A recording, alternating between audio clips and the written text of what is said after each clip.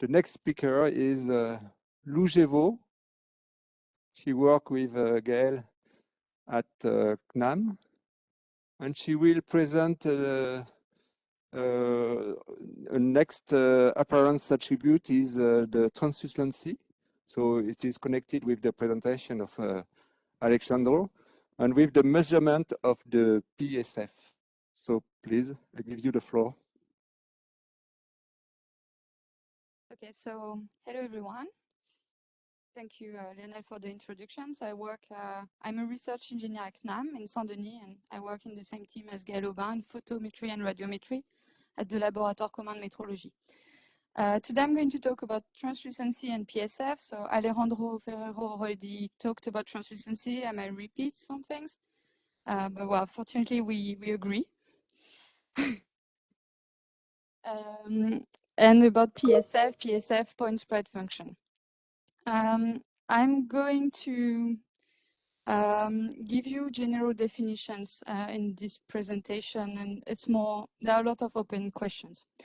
So translucent materials are everywhere around us. A lot of natural materials are translucent. Fruits, vegetable, plants are translucent. Biological materials, so skin is translucent. And then materials like wax, porcelain, marble are translucent. And then, of course, there are non-natural materials that are translucent. And to name an application where controlling appearance matters, some plastics used in 3D printing are translucent. This is what Gaël showed this morning. And so, well, translucency has to be studied to understand the overall appearance of an object, of course. I'm going to start this presentation with an example on skin. So I'm sorry, it's not very contrasted on this screen. It's better on the other one, I guess. I did my PhD here in Saint-Étienne on skin hyperspectral imaging, and studying skin and trying to measure it and characterize it. I realized that the fact that skin is translucent has a major impact on how we can work on it. And so it made me want to understand translucency better. So when we look at these two images, they have been acquired using a hyperspectral camera. They show skin at 420 nanometers and skin at 700 nanometers. Sorry. The first thing that we see is the effect of skin absorption properties. So, well, the contrast is not very good here, but the image at 420 nanometers is darker than the image at 700 nanometers. Skin absorbs light more at 420 nanometers. And then also at 420 nanometers, we see some spots that are due to melanin that absorbs light more in that wavelength, and they are not visible at 700 nanometers. So the first thing that we see is that skin absorption properties affect skin appearance, so skin color, skin spectral reflectance. But then when we look at these images into details, what we see is on this image here, we can see very well skin surface texture or skin surface topology. But at 700 nanometer, it's not visible anymore. And what we observe here is the consequences of skin scattering properties decreasing with wavelength. So I've plotted here a graph that it's a skin scattering coefficient measured by a Swedish team.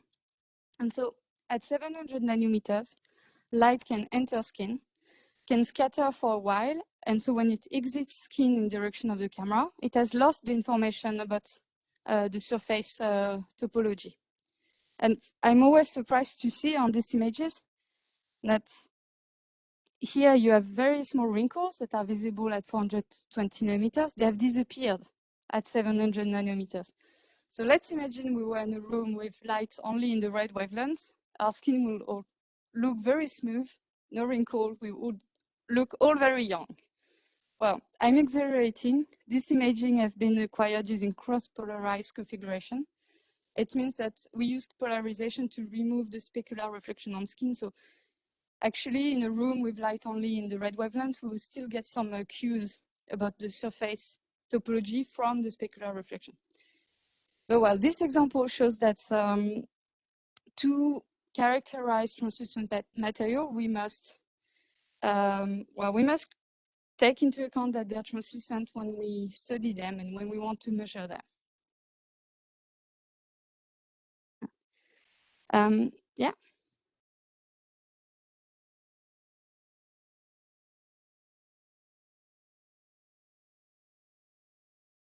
Yeah. Yeah, both of them. I didn't repeat it twice, but it's for both of them. It's from the same hyperspectral image. Okay, so in the field of appearance, well, color, Gail talked about it a lot this morning. Color is well known. Gloss is a more complex attribute, but at least we can buy a gloss meter, measure samples, and compare them. For translucency, to my knowledge, we still lack a device like a gloss meter or colorimeter. And so we have a lot of work to do in the field, a lot of a full framework to build actually. But translucency has been studied. It's well known in biomedical optics. So these images are from a paper that was published more than 25 years ago, and they show what I call PSF. But biomedical optics, they have their own vocabulary. Here they talk about diffuse reflectance, and to name what I call PSF. And also they never talk about translucency, they talk about turbid medium. So we need to have some adjustment to and use the same vocabulary to be able to talk with them. And then another field that has done a lot in translucency research is computer graphics. So Alejandro earlier used also a lot of reference for from computer graphics. They understand quite well translucency. These images show a ear simulated by computer. It was from a publication that's 10 years old, so I can expect that today the results are even better. And for me, it's really realistic, like it's very impressive. But then computer graphics, their research is oriented toward the kind of application that they have, and it doesn't necessarily cover everything that we need in material appearance. So we need a definition. Well, actually, there is a definition from the CIE. I went on the CIE website and I checked the international lighting vocabulary, and I found 3 entries related to translucency. There's a perceived translucency, so the degree of visibility of light through a light scattering medium. There is physical translucency, the property of a light scattering material or substance by which light can be seen through that material substance. And there is translucent medium that transmits visible radiation, largely by diffuse transmission, so that objects are seen indistinctly through it. So you notice that these 3 definitions are all based on the idea that light has been seen as to be seen through a material. Today, I'm not going to talk about perceived translucency. I'm going to focus on physical translucency. I also call it sometimes optical translucency. It is an intrinsic parameter of the material. It's about how light interacts with the material. And it doesn't depend at all on how our brain interprets the light signal. So it makes things a bit simpler for now. So I don't really like this definition for several reasons. First of all, it's imprecise. Light has to be seen through a material, but what if an object is made of a translucent material, but actually doesn't let light through? Well, its appearance still depends on translucency. It's the case of a sculpture made of marble, like Alejandro showed sculpture earlier. Like, we can see that the sculpture is translucent, but we cannot see through. So well, first of all, I would rewrite this definition and add that light can be seen through in the condition that the object made of this material is thin enough. And then it's not a very practical definition, because not all material can be cut into thin slices to be see-through. So for example, if we work on fruits, vegetables, potatoes, we can cut them. We can check that the slices are translucent. Like we can see here on the photo that it's translucent. Now if we work on something like teeth, well, it's already much more difficult. Well, for Vincent, who had to leave, he used dental resin composite and is able to shape them as small discs, and so you can check that they are translucent. But that works only because it's for fake teeth. And now if we work on skin, what can we do? Well, we don't want to have to cut a slice of skin and check that it's see-through. And so we must find another definition that forgets about this idea that light can be seen through. And the keyword is repeated 3 times in the CIE vocabulary. So it means that there's some work to do on that. Okay, so need for a new definition. How can we define it? I brought samples with me. Perhaps you're a bit far. Can you tell me if they're see-through or not? If they're translucent, sorry. Okay. Now, that's going to be hard with the microphone. No, it's all right. I take a laser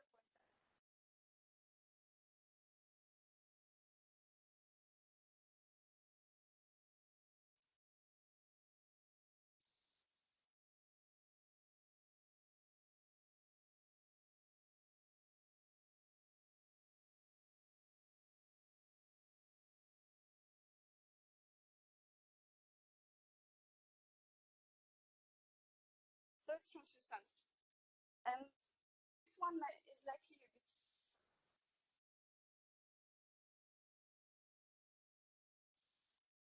different translucent objects. And so I often say that translucency is revealed at borders, and a solution is to reveal it at borders of the illumination. So we can use a laser light.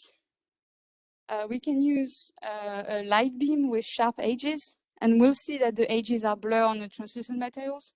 And for strongly scattering material, they remain sharp. And the second solution, Alejandro already talked about it earlier. So if this rectangle have small crops from an image, and while looking at them, the only thing I can say is that their color is slightly different. One is a bit darker. Now, if I give you the full context, you know straight away that one glass contains a opaque liquid, and another glass contains a translucent liquid, and here it's milk. And the reason why I know that is because I can see here a small gradation of color.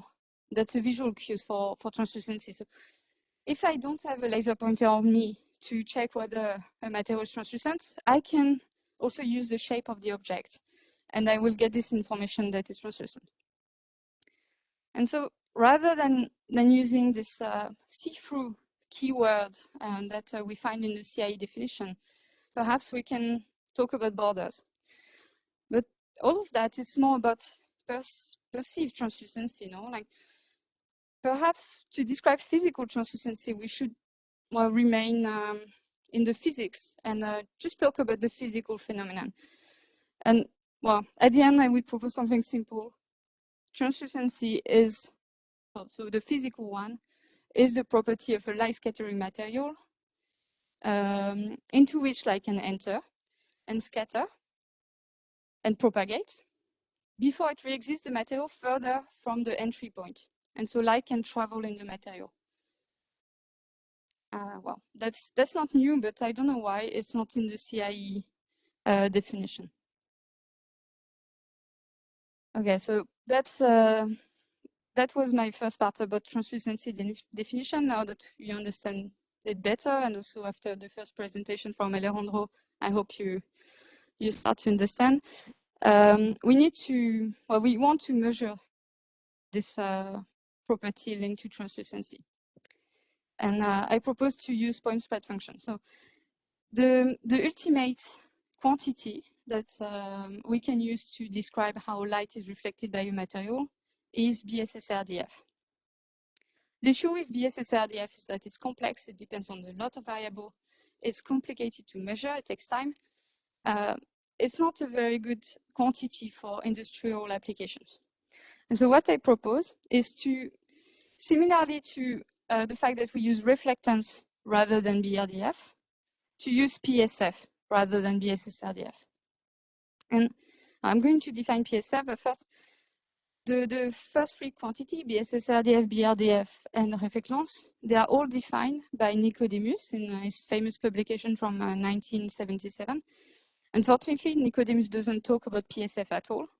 So we have to define it, but it's all right. We can use the same logic that Nicodemus applied for the other quantities and define PSF. I'm going to talk to remind you some equations about the other quantity before talking about PSF. So BSSRDF, Alejandro showed exactly the same thing. It is a ratio of reflected radiance on a point AO, point of observation, divide to the incident flux in the point AI, and this point is they're separated. And what is important is that to measure BSSRDF, we need to be able to collect the reflected radiance that comes only from this incident flux at this point. And so that's to apply this definition, we need a small irradiated area. And then actually Nicodemus just mentioned BSSRDF. He quickly talks about BRDF. It's a ratio of radiance to irradiance, this time on the same area. And there is a relationship between BRDF and BSSRDF, which is an integration over an area of illumination. And something very interesting that Nicodemus writes is that for uniform irradiance over a large enough area of a uniform sample, then the basic quantities that characterize the sample is BRDF. So it means that for whatever the sample, if the lighting is uniform, like here in this room, BRDF is enough to characterize it. We don't need to talk about BSSRDF unless we have a sample that has a complex shape that's not uniform, or in lighting conditions that are not uniform. Oh, well, objects are never like this in real life. They're never like flat and uniform. And so at the end, we do need BSSRDF and PSF. And finally, Nicodemus talks about reflectance. It's simply a ratio of reflected flux to incident flux. And the relationship with BRDF is a double integration over a solid angle that corresponds to the incident geometry and a solid angle that corresponds to the geometry of observation. And so reflectance is only defined for a given geometry of measurement. And also, because reflectance can be linked to BRDF, it's important that it's measured, well, that the irradiated area is large. Otherwise, we have issue with translucent samples. So now we understand a bit better how it works. We see how the integration affects the dimension of the quantity. Like we have steradian -1, meter -2. Here we have only steradian -1 and then dimensionless. Like we have 3 integrations. And we can do the same for PSF. So PSF, point spread function, is perhaps a term that you've heard in imaging optics, because it's generally in imaging optics that we use PSF. It is defined as the image that we obtain, so through an imaging device, when the object is punctual or when we have a punctual source. And the size of the PSF, how much it spreads, is a measurement of the quality of the optical system. A good optical system will have a very small PSF. One that is not very good, that gives blur images, will have a very large PSF. Well, here I want to define this PSF in the same way. The only difference is that it is the pattern of light that we obtain in reflection on a material, while for imaging optics is a pattern we obtain in transmission through an optical system. And so I've put a small scheme here. If we translate this idea into an equation, what we get is that it's the excitance measured on an area of observation AO divided by the incident flux. And this irradiated area has to be small. And again, like reflectance, the angular geometry has to be fixed. So for the geometry of measurement, we can make the link between PSF and BSS-RDF. And this equation is almost the same as before between BRDF and reflectance, so double integration. And so through this double integration, we specify a geometry of incidence and a geometry of measurement. And then we can make a link with reflectance. If we integrate PSF on an area that is A here that has to be large enough, we're able to access to the reflectance of the material. And here, this area has to be large enough. What does it mean large enough? Well, large compared to the size of the PSF, so we're sure that we collect the entire flux. And so now we've defined PSF. The dimension is meter minus 2. It's consistent with how the other quantity have been defined. And we have conditions on the irradiated area. It has to be small. And of course, when we use it, we need to define the angular geometry. Otherwise, it has no meaning, like reflectance.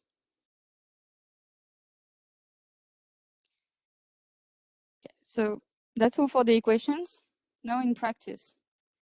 Well, for reflectance, there are recommendations generally from the CIE about how this quantity can be measured, because since all geometry of measurement can be applied, well, we need to agree about few geometries that make sense. So we build instruments that measure the same quantity, and so we can work together.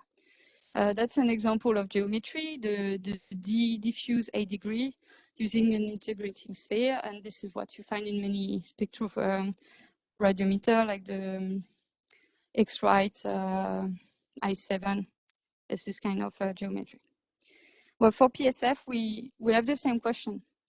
What angular geometry can we use? Because it can be anything like reflectance. And how we answer this question will depend on what we can build, like what instruments of measurement can be built, and also how we want to use the result. So for example, if it's very likely that we won't have a diffuse illumination. It's because we need to focus in a point. But there's a difference between illuminating at 0 degree, and we'll get a symmetrical PSF if the material is uniform, and illuminating at a higher angle, and then we'll get a non-symmetrical PSF, but perhaps in this asymmetry, we can find some information that will be useful to retrieve a scattering and absorption coefficient of the material. So that's really an open question. Do we choose what makes sense? Is it easier to measure, or does it bring more information? It will depend on the application. For the collection direction, well, I think the results given by Pablo Santa Fe are interesting because they show that perhaps, well, we assume that scattering in the material gives mainly diffuse light, but is it really diffuse?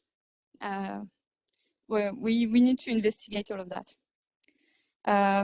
I've put a graph here about the angular geometry. I did some, last year I did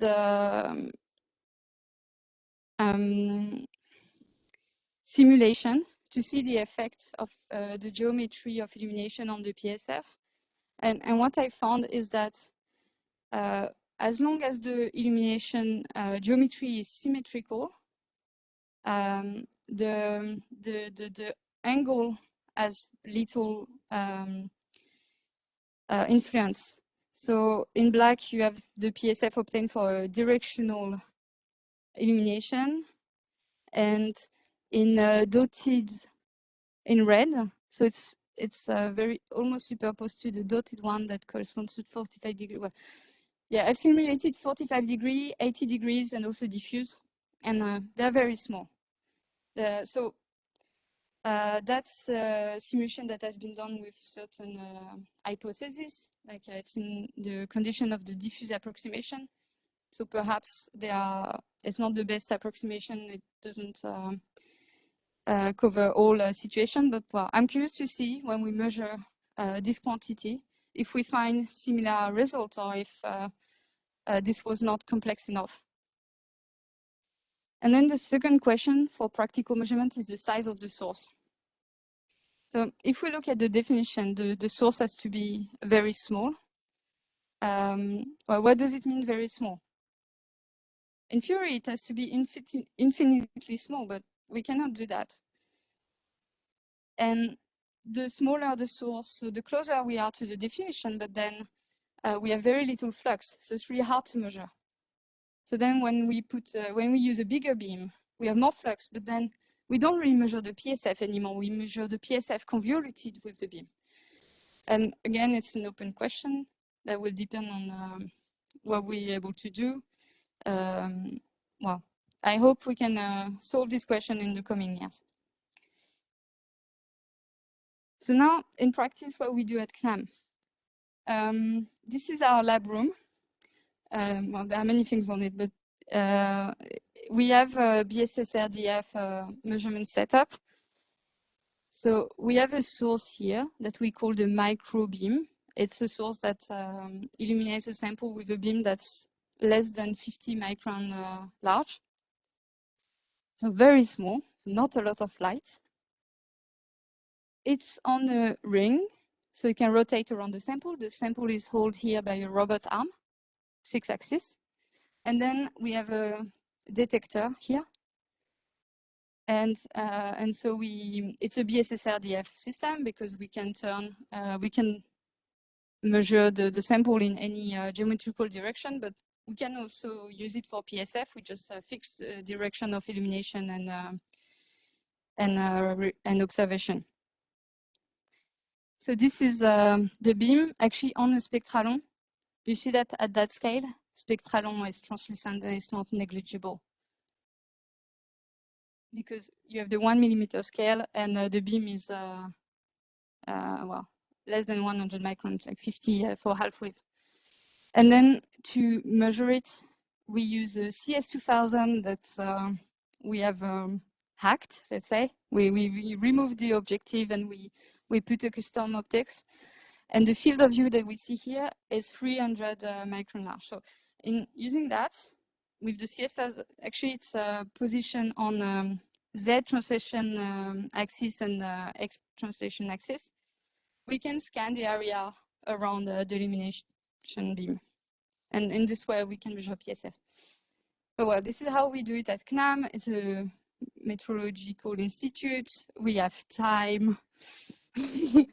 We can, well, how do we translate all of that into industry is another question. And then to finish, no, it's the one before. So at CNAM, I measure samples that are flat, that are nice, that are dead, that I can put on the robot and they have time. I can measure for the entire night. During my PhD, I did the same, but on skin. And not face skin or not dead skin, like people with their face in the camera. And what I chose to do is not to measure PSF, but to measure the MTF, modulation transfer function, which is the equivalent of PSF in the Fourier domain. And if you know, it's the same definition as in imaging optics. In imaging optics, we have PSF, MTF. Well, here I did the same. We have PSF, MTF. And to measure it, rather than illuminating a sample with a punctual beam of light and looking how it spreads, I illuminated the sample with fringes that have different frequencies. And the MTF is given by the contrast of this fringe. So on a material that's highly scattering, the fringe contrast is high. Here we see well that it's black and white. But then the more translucent the object gets, the material gets, the less contrast we see. So here on soap, we could still see it, but on candle, the contrast is almost null at this frequency. And so we measured this contrast for a lot of frequencies, so we get a curve.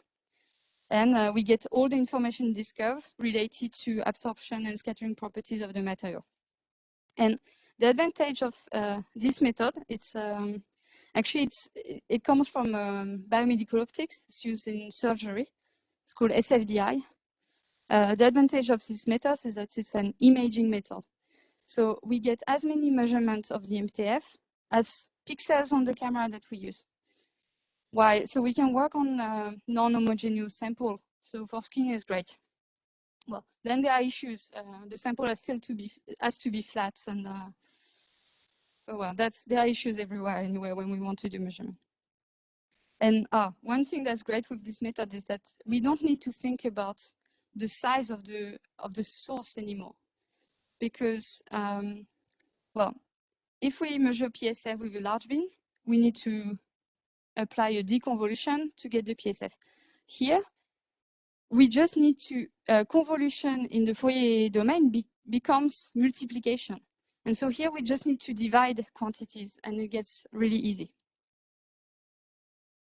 Okay, and my final slide about something related, but not exactly. If you use a spectral radiometer to measure color, to measure spectral reflectance on samples, watch out for what we call the edge loss phenomenon. So most spectral radiometer, they've been designed with identical illumination and observation areas. And so if the material is strongly opaque, it's all right. We're able to measure all the light that's reflected. But if the material is translucent, then if we don't measure all the light that's reflected further from the illumination point, we lose some light, and the reflectance that we obtain is underestimated. And this is what is illustrated here on this part. It's the same measuring device. Here it's on an opaque sample, it's a color checker. And here it's on skin. And some devices do well, and some devices do very poorly, is in the red wavelength. And so when we use that to measure color, we make a big mistake when we have this kind of phenomena arising. And that was my last slide. Thank you. And perhaps we have time for questions.